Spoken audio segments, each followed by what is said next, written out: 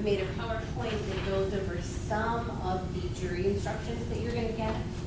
We anticipate that you won't get those until potentially tomorrow, when the judge is going to read through them all and explain to you that this is the law that applies to this case, and then you'll be given a written packet and be able to go back and deliberate.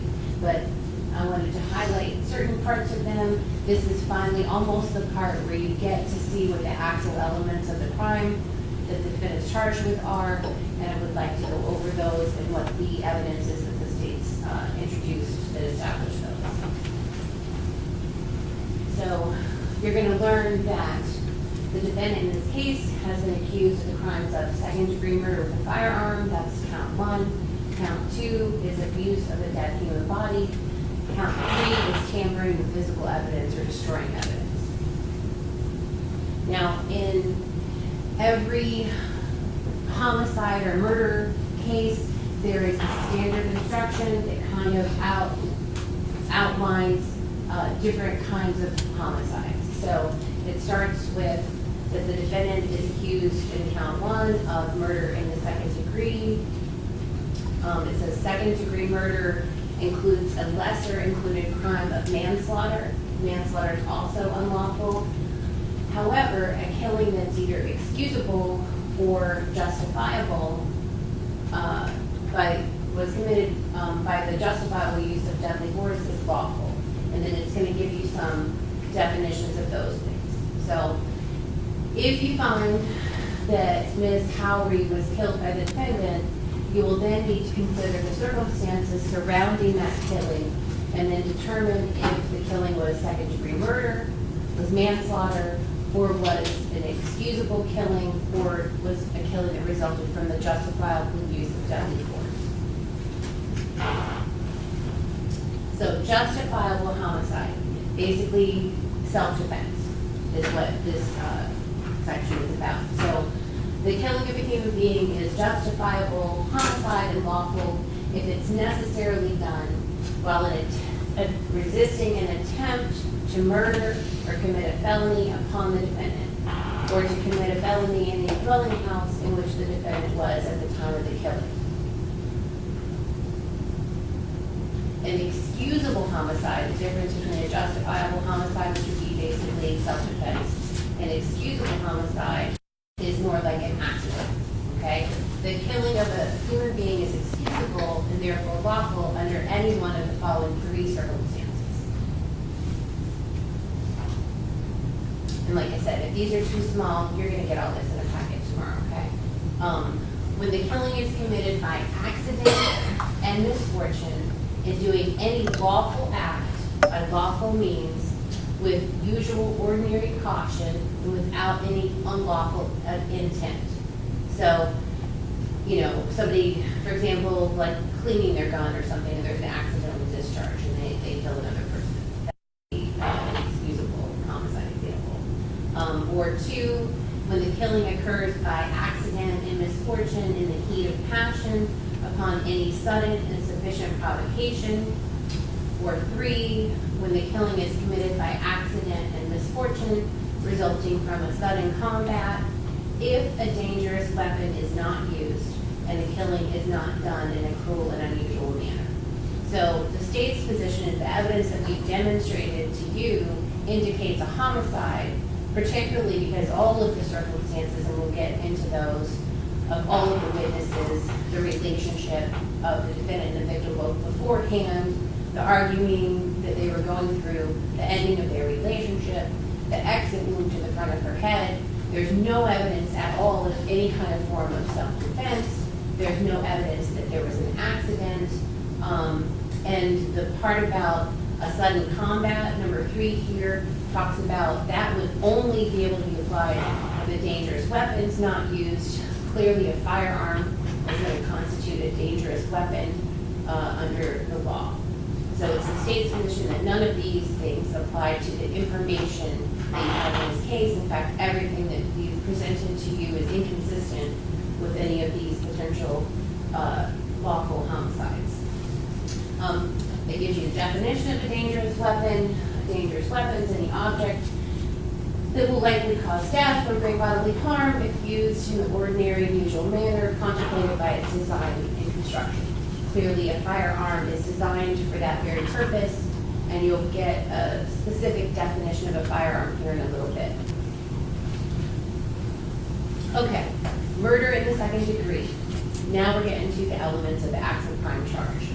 To prove the crime of second degree murder, the state must prove the following three elements beyond a reasonable doubt. Number one, Nancy Howery is dead.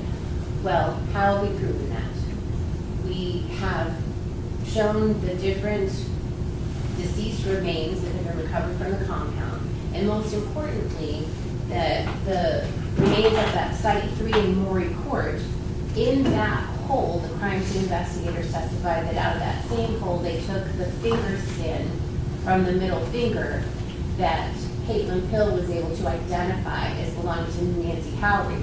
In that same hole was where those three skull fragments that Dr. Schmidt and Dr. Walsh-Haney testified to, they came from the same place. So we know that Nancy Howery is dead because we found a piece of her that identifies her as her versus somebody else in that particular hole, along with part of the evidence that shows that it was a homicide because that's the frontal bone where the exit wound from the bullet is. The death was number two, second element, the death was caused by the criminal act of Daniel Stearns. We have all of the evidence that points only all in one direction, which is squarely at the defendant. If you put the timeline back together and take into consideration also his wildly inconsistent statements to law enforcement. Now keep in mind, when the police first came to him, he said, I hadn't seen her or talked to her in weeks, in weeks. So let's kind of go by a little timeline though, what we do know from the witnesses that you've heard over the last couple of weeks. We know that on the morning of February 15th, Miss Howery goes to her friend Iana Ramos's house sometime in the morning there. We know that Miss Ramos told you she is FaceTiming and talking with the defendant. Now I think it's important to step back a little bit to the day before as well. The day before was Valentine's Day, and Miss Howery did not spend Valentine's Day with the defendant. In fact, the night of Valentine's Day at 10:32 p.m., the defendant, according to what Agent Hammond showed you from his internet searches, was looking up uncensored videos, murders, executions, suicides, terrible accidents on alivegore.com at 10:32 p.m. This was the night before. At 10:35 p.m., he was searching or looked at something from alivegore.com that said, dude stabbed his ex-girlfriend at the mall. At 10:39, the entry was, the fast way to give a lesson in Brazil, alivegore.com. Now remember that Miss Ramos and Miss Howery both were originally from the same area in Brazil, that they both spoke Portuguese. Now if we go forward to Miss Howery's at Miss Ramos's house.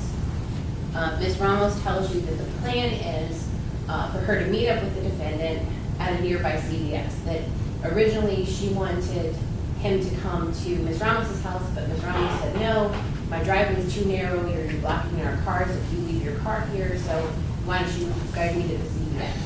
And that as far as Miss Ramos knows, that was the plan, that Miss Howery was gonna meet him at that CVS on Emerson when she left. We know that neither her vehicle nor his vehicle was seen on the CVS footage, but that there was Circle K footage that's been introduced into evidence that around 11:12 and then 11:13 shows vehicles matching the descriptions that we have and the information we have of Miss Howery's Honda minivan and the defendant's black Chevy truck. Now, the defendant, in his later interview on March 8th, says when he's confronted with the information about, hey, do you think you communicated with her on that day? Did you talk to her? Did you see her? After fumbling around quite a bit, he admits that he did talk to her. She was at her friend's house and spoke Portuguese. He did go to meet up with her. And although he claims he never physically, he says he saw her, but he never physically met up with her. He says that she was pumping gas at the BP station on Emerson, and we have the receipt from the pumping gas at the BP station at Emerson at 11:18 a.m. on February 15th. Now, we know that after that also, her vehicle is abandoned at Oak Leaf and Platte, and you saw photographs of that, and Agent Hammond also shows you the little tracking, all of the things. We have tracking where we can do it per cell phone, we have tracking of the van, we have cell phone tower tracking of his phone, so it's not going to be as precise as the actual AT&T records that have the historic precision location information for her device itself, but it gives you some general information about his whereabouts, and hers, and the van's, and it brings all that together. Now you also have the flock camera information.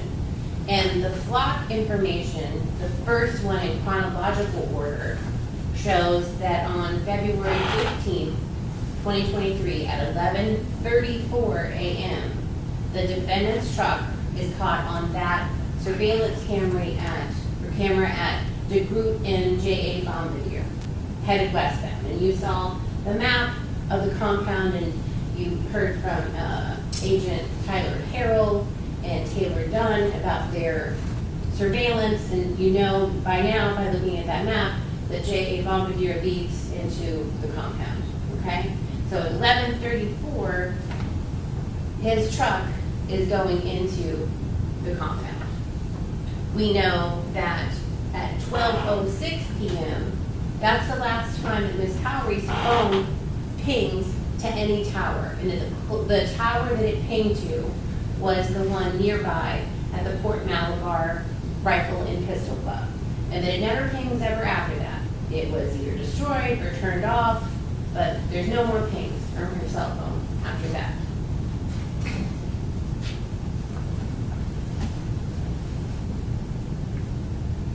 And if you go a couple hours forward, on the 15th of February, Mr. Stearns is again searching on his phone, a Google search, Palm Bay, Florida, 2 black teens found dead at the compound. So he's searching about information from the compound within 2 hours of the last time her phone pings and after he's been seen driving into that area. The next morning at 5 a.m., he searches compound, Florida crime, and that's a Google search. That next day at 3:36 p.m. again, he's searching Palm Bay crime and so forth. Now, keep in mind that no police have ever talked to him yet at this point when he's doing these searches. The Palm Bay police come and talk to him for the first time on February 19th, 4 days later. And in the meantime, before they have come talk to him, that morning, again, his truck is seen driving back to the compound, 2/19/2023 at 7:40 a.m. at DeGroot and J.A. Bombardier, headed westbound. The police come talk to him for the first time from Palm Bay on the 19th.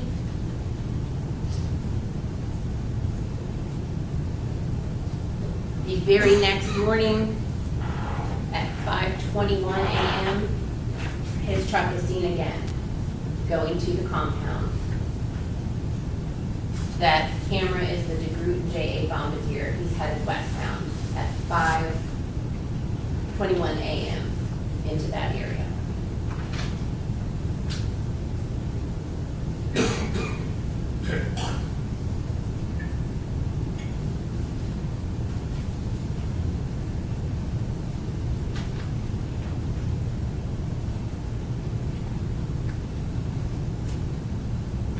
As the days go by, his searches become stranger. On February 22nd in the afternoon, he is searching a Google search for signal detection station. He also, the next day, searches for different kinds of athletic shoes with similar tread. On February 22nd at 8:35, he once again is caught on the flock camera at DeGroot J.A. Bombardier, headed back into the compound. On the 23rd, again, at 17 hours and 21 minutes, so 5:21 p.m., he is captured at the flock camera at St. Andre in DeGroot, westbound, again in that area, in that direction.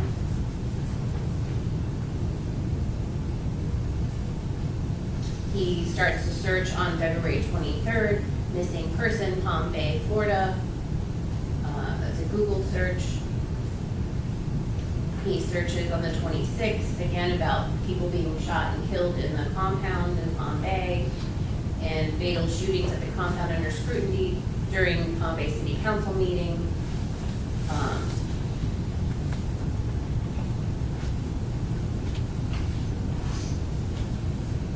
And then again on March 4th, 2023 at 6:06 p.m., he's caught on that same flock camera heading into the compound on March.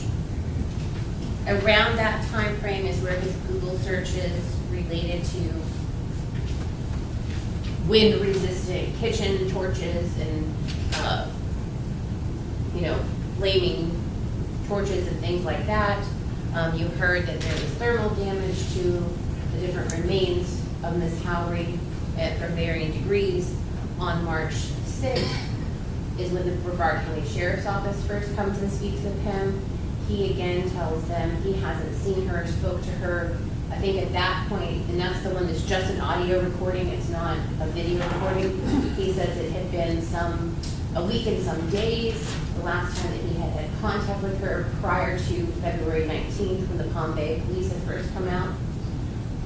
The very next early morning hours after that, March 7th, 2023 at 4:12 a.m., his vehicle is caught again heading at that DeGroot and J.A. Bombardier westbound avenue going into the compound. The Sheriff's Office is made aware that he's frequently going to the compound. They decide to set up some surveillance. They do that. You heard what the results of that were, was the next day, on the 8th, when they go and talk to him again. That's the video where you have video and audio of them talking to him in his residence, where when he's confronted with maybe talking to her and actually having some contact, he changes his previous two sworn statements to law enforcement and admits finally, yes, he did have some amount of contact with her on the 15th, and so forth. And then later after that is when he's seen once again going to the compound under active surveillance from Palm Bay, or BCSO, agents that are at his house. Taylor Dunn says he goes in the house, comes out of the house, in the house a whole bunch of different times, is putting some objects in the truck and so forth. You saw the STAR video that tracks him there. He spends hours there, both at that Alcova site where some of the remains were recovered. We watch him, and the agents say he goes into the woods a certain amount and spends some time in there. You see the shovel in the bed of the truck. There's another shovel in the backseat of the truck. He comes back out. The STAR helicopter, as you saw on Friday, had to go back and refuel, but those agents that were on the ground there maintained their surveillance of him and were aware of his movements within the compound. Tyler Harrell said he spent all night there. He was there as the sun was coming up. He told you where the defendant went, to those different areas, that he was at Sauceville. That's where some of the remains were located. He was at Morey Court. That's where the finger and the skull were recovered. And then ultimately he ends up He was in Alcoba, that's where the truck is parked. You can see for a while and see him exiting. He ends up down south at the Sauceville location, where he is in the actual creek with a bucket, just rinsing some things out and disposing of some things. Also, there is a burn pit area that's visible through some of the crime scene photographs and that the crime scene investigators talked about. Now, every one of those places where he's seen, the cadaver dog goes and investigates and has a hit. And every place where the cadaver dog hits, when they dig it up, they find human remains there. So all of that circumstantial evidence points only all in one direction, consistently at the defendant as the person who ultimately killed Nancy Howery. Now, the third element is that there was an unlawful killing of Nancy Howery by an act eminently dangerous to another and demonstrating a depraved mind without regard for human life. That would be the shooting in the head. There's more definitions that follow that are going to be important here in a second. So it tells you an act includes a series of related actions arising from and performed pursuant to a single design or purpose. So that's just the definition of back here, that there was an unlawful killing of Ms. Howery by an act eminently dangerous. It explains the definition of act. And then it says an act is eminently dangerous to another and demonstrating a depraved mind if it's an act or a series of acts that, and it gives you some definitions here. One, a person of ordinary judgment would know is reasonably certain to kill or do serious bodily injury to another. I think most of us are well aware that if you shoot someone in the head, that they're likely to either die or have at the very least a serious injury from that. And two, is done from ill will, hatred, spite, or an evil intent. Now, what evidence do we have of that? What we have are the defendant's own words. We have what he says describing their relationship in that March 6th interview, that things weren't working with them, she wasn't respecting the boundaries, he wasn't going to spend time with someone who was seeing other men, and that she wouldn't follow the relationship rules. And then three is of such a nature that the act itself indicates an indifference to human life. Clearly, shooting someone in the head shows an indifference to human life. It's not like it's, a wounding leg shot or shooting somebody in the arm or something along those lines. So the best information we have about the relationship at the time of her death on February 15th, 2023, comes ultimately from the defendant saying that he was breaking it off with her. And if you look at his searches around that time, when he's searching up murder and things like that, you can take a reasonable inference from that evidence and determine that his shooting of her was done from ill will, hatred, spite, or an evil intent. This is important too. In order to convict of second-degree murder, it is not necessary for the state to prove the defendant had an intent to cause death. That's the difference between first-degree murder, which is premeditated or sometimes committed during the course of a felony, and second-degree murder. Second-degree murder is not premeditated, doesn't have to be, that's not an element.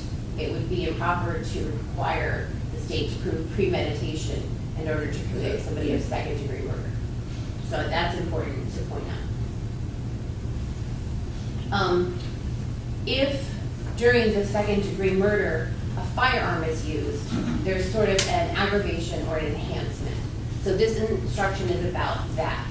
It says, if you find the defendant committed second-degree murder, so those three elements that we just talked about a few slides ago, and you also find beyond a reasonable doubt that during the commission of the crime, he personally carried, displayed, used, threatened to use, or attempted to use a firearm, then you should find him guilty of second-degree murder with a firearm. Now, we do know that the anthropologist this morning said that on the left side of her head there is some other kind of blunt force trauma. but she can't tell you what that's from because there's not enough of the cranium recovered in order to say that. What she can say is that the injury on the right frontal side is an exit of a bullet wound.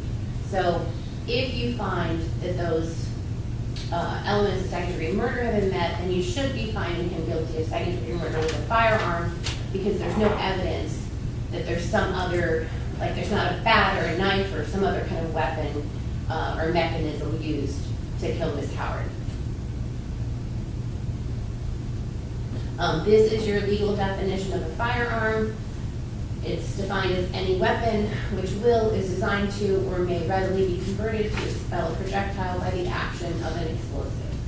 It also could be the frame or receiver of any such weapon, a muffler or a silencer or any destructive device or any machine gun.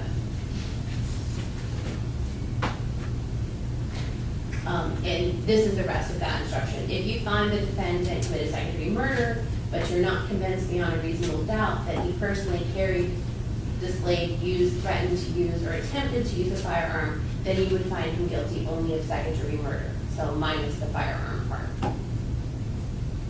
Count 2 is the abuse of a dead human body. To prove the crime of abuse of a dead human body, the state must prove the following element beyond a reasonable doubt. So this crime only has one element, whereas the second-degree murder had 3. The defendant mutilated or grossly abused a dead human body.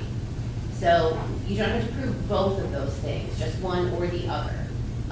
Mutilated, it doesn't give you any further definitions, so use your common sense about the definitions of those, but certainly since pieces of her were found at 4 different locations, it's safe to say that the fracturing, as the doctor said this morning, she's been mutilated by being chopped up into different pieces, and also that there was fire damage to her body because different parts of it have been burnt to varying different degrees. Tampering with physical evidence, this is count 3. To prove the crime of tampering with physical evidence, the state must prove the following 2 elements beyond a reasonable doubt. The defendant knew, this is a really long thing, but the defendant knew that a criminal trial or investigation by the duly constituted prosecuting authority, law enforcement agency, grand jury, or legislative committee of Florida was pending or was about to be instituted. Okay, so simply put, you have evidence that he knew that the police were looking at him for this, right? When the police come on February 19th, they are representatives of a law enforcement agency, of how many police are, and then also later on March 6th and March 8th, the Brevard County Sheriff's Office deputies are law enforcement as well. So that tipped him off that he knew that they were investigating the disappearance of Nancy Howery. They tell him that a bunch of different times. They heard he was her boyfriend, that's why they come and talk to him. So he was aware that people were looking into her disappearance. Element number 2 would be that the defendant altered, destroyed, concealed, or removed any record, document, or other item with the purpose to impair its verity or availability in such proceeding or investigation. That is him destroying her body and hoping that the police won't have enough information to either identify her or to be able to tie the crime to him in any way. So it says documents and records, but it also says in there or other items. So no one's claiming he's destroying records or anything like that. This has to do with him trying to get rid of the evidence of the crime.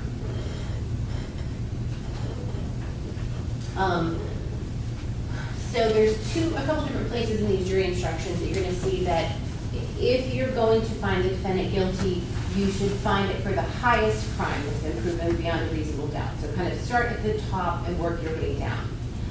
Some crimes, in this case only count 1, has lesser included crimes. So if you find for some reason that the top charge has not been proven beyond a reasonable doubt, then and only then would you need to work your way down to any lesser included crimes. It says, if the evidence does not convince you that the defendant committed the main crimes which he is accused, there may be evidence that he committed a lesser included crime. In other words, if you decide the main accusation has not been proven beyond a reasonable doubt, you will need to decide if the state proved beyond a reasonable doubt any lesser included crime that the defendant was guilty of. And so here we have the highest crime charge is the second degree murder with a firearm, because it has the aggravation for the firearm. Next would be plain old second degree murder if you thought there was not a firearm involved. Next would be manslaughter, which also has that aggravation if a firearm is used, so manslaughter with a firearm, and then plain old manslaughter if you thought it was manslaughter but there was no firearm. So you're going to get the definition of manslaughter as well. To prove the crime of manslaughter, the state must prove the following two elements beyond a reasonable doubt. Now remember when we talked about second degree murder, there were three. So this is going to show you the difference. The first one's the same. Ms. Howery's dead. The second one is also the same, that the defendant intentionally committed an act or acts that caused the death of Ms. Howery. What's missing that makes the difference between second degree murder and manslaughter is that act that was eminently dangerous, or the evil intent element, okay? That the act was done from spite, ill will, hatred, evil intent. That's not in manslaughter. It says, every person has a duty to act reasonably towards others. If there's a violation of that duty without any conscious intention to harm, that violation is just negligence. The defendant cannot be guilty of manslaughter by committing a merely negligent act, or if the killing was either justifiable, like we talked at the beginning, self-defense, or excusable, an accident under those circumstances we talked about. In order to convict of manslaughter by act, it is not necessary, again, for the state to prove that the defendant had an intent to cause death. Only an intent to commit an act that was not negligent, was not justified, and was not excusable, and that act that he committed caused the death. So again, just like second degree murder, it doesn't have to be premeditated. No, we don't have to prove that he was trying to kill her, just that he did something, and that something was not just negligence, it was more than that. So shooting someone in the head is more than just negligence. And that act is what actually caused her death. Again, you'll get that, like I said, for manslaughter, there's an aggravation of a firearm is used as well. It'll be that same instruction we talked about before, but it'll say manslaughter instead of second degree murder. You'll get an instruction on, and the judge might have read some of this in our jury selection process, weighing the evidence, okay? It's up to you to decide what evidence is reliable. You should use your common sense in deciding which is the best evidence and which evidence should not be relied upon in considering your verdict. You may find some of the evidence not reliable or less reliable than other evidence. Your job as a jury is to judge the facts. You should consider how the witnesses acted as well as what they said. And this gives you some ideas of ways to weigh credibility, but it's not an exclusive list. Obviously, you use your common sense. Some things you should consider are, did the witness seem to have an opportunity to see and know the things about which the witness testified? Did the witness seem to have an accurate memory? Was the witness honest and straightforward in answering the attorney's questions? Did the witness have some interest in how the case should be decided? Does the witness's testimony agree with the other testimony and other evidence in the case? And did the witness at some time make a statement that is inconsistent with the testimony he or she gave in court? So all of those things you would apply when looking at all the witnesses that testified, and even you can apply it to looking at the evidence that you have. You know, is the defendant's statement in those interviews consistent with the rest of the evidence that you have? Is it consistent with seeing him on the clock, cameras, or with what the other testimony was about Ms. Ramos saying they were planning to meet up that day and so forth? You can compare all of that stuff together. You'll also get part of the instructions that say this: you must follow the law as is set out in these instructions. If you fail to follow the law, your verdict will be a miscarriage of justice, and there is no reason for failing to follow the law in this case.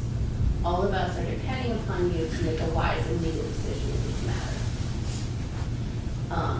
Again, this is another place where it talks about how you should go about determining your verdict. You may find the defendant guilty as charged, or guilty of such lesser included crimes as the evidence may justify, or not guilty. If you return a verdict of guilty, it should be for the highest offense on the verdict form for each count that has been proven beyond a reasonable doubt. If you find that no offense has been proven beyond a reasonable doubt, then of course your verdict would be not guilty. Your verdict must be unanimous, that is, all of you must agree to the same verdict. Only one verdict may be returned as to each crime charged. You have 3 crimes in this case, so you'll have 3 verdict forms, and they will look like this. The first one, we, the jury, find as follows as to count 1 of the charge, and it tells you to check only 1, and you all have to agree on which one. A is going to be the defendant's guilty of second-degree murder with a firearm. B would be the second-degree murder minus the firearm. C would be guilty of manslaughter with a firearm. D would be manslaughter, no firearm. And then E would be not guilty. And then the rest of that form has another special finding, which seems kind of redundant, and it is, but it's just to make sure that everybody's verdict is consistent. It says, in addition to the verdict form for that count, there's a special finding form for count 1. It'll all be on the same piece of paper when you get it. If you find the defendant guilty of either second-degree murder or manslaughter, you must answer the following question. And the question is going to be the aggravation for the firearm that we talked about before. During the commission of the offense, did the defendant personally carry, display, use, threaten to use, or attempt to use the firearm? And then you would check yes or no. Okay? The other 2 forms are pretty straightforward. There are no lesser included offenses, so you either have an A or a B. Guilty or not guilty of abuse of a human dead body. And the same thing for count 3, guilty or not guilty of tampering with physical evidence, just A or B. So I thank you all very much for your time and attention. Mr. Fisher is going to speak with you, and then I will have a short rebuttal.